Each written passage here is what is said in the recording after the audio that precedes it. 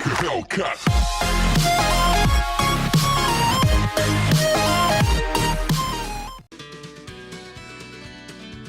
How's it going, boys and girls? I'm Nvida GT. Welcome to my channel.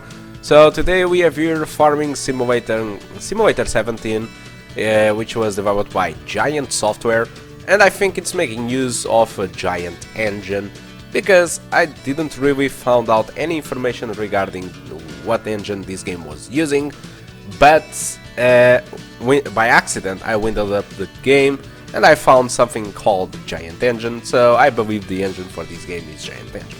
So let's talk now a little bit about the settings.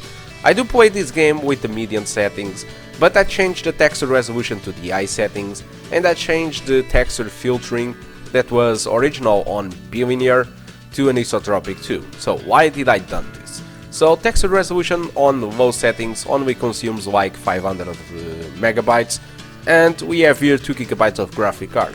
So what I've done was raising the texture resolution to take advantage of the extra memory that we have with a small penalty on framerate.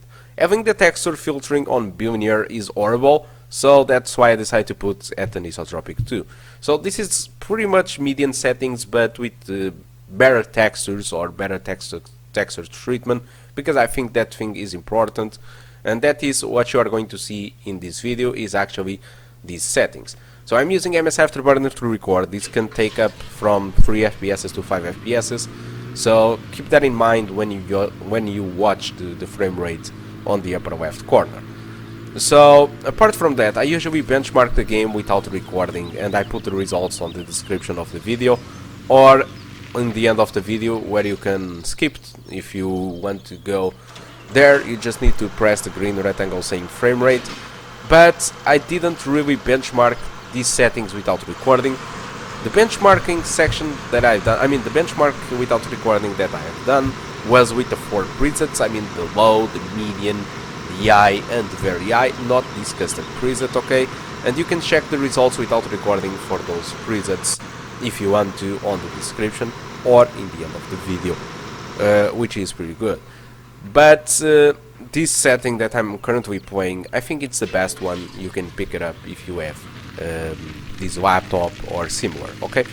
So with that, I'm going to let you enjoy a little bit of the rest of the gameplay of the game. I'm very new with this, so I never played a farming simulator before, and so because of that, my benchmark section is just this tutorial sequence of the game, which teach me how to use multiple different machines and multiple mechanics from the game, because I don't really know how to play this game, and so the tutorial sequences, it's the best for me to play and repeat and benchmark, okay? So hope you enjoy the rest of the video and hope to see you soon. Goodbye.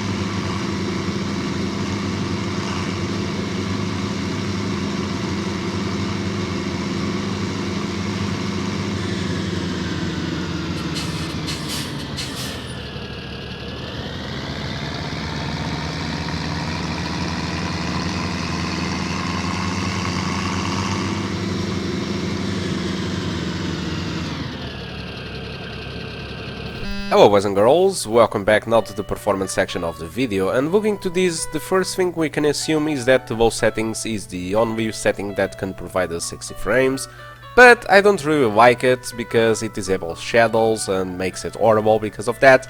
The median settings are the ones that don't really drop from the 30s, the high settings drops a little bit from the 30s unfortunately, that is why I'm trying to avoid. But if you are not that sensible to frame rate, you can use the high settings if you want to. I just like the median settings because it don't drop below the 30s, and that is why I tweaked a little bit on the video to take better advantage of better textures, and well, that was the reason. Okay, so as you can see, either median settings or low don't drop below the 30s, the high settings have a considerable amount of frames below the 30s, and the very high settings is well, almost all the time below the 30 FPS, which is bad news, and stutters a lot, to be honest. So this is for the median presets without the texture resolution and the anisotropic filtering customized. The game just uses 500 megabytes of RAM, VRAM I mean. The RAM was set to 2.6 gigabytes of RAM, which is fairly low, to be honest, so if you have a 4 gigabytes laptop, you will be okay. The CPU usage was between the 20 and the 45%, and the GPU usage was between the 75 and 95%. So, are the game bottlenecked? I mean, is the GPU bottlenecked in this game? No, not really. The game just caps to 60 FPS, and there are some places where the game really reaches the 60 FPS, and well, because of that, the GPU usage just drops a little bit as expected. And well, so what's the main differences if you tweak the texture resolution to the high and the anisotropic filtering? So the VRAM usage just raises to 1.3 or 1.4 gigabytes, but it stays okay for the rest. Okay, so that's how I want to talk about Farming Simulator 17. Hope you did enjoy this video and hope to see you soon. Goodbye.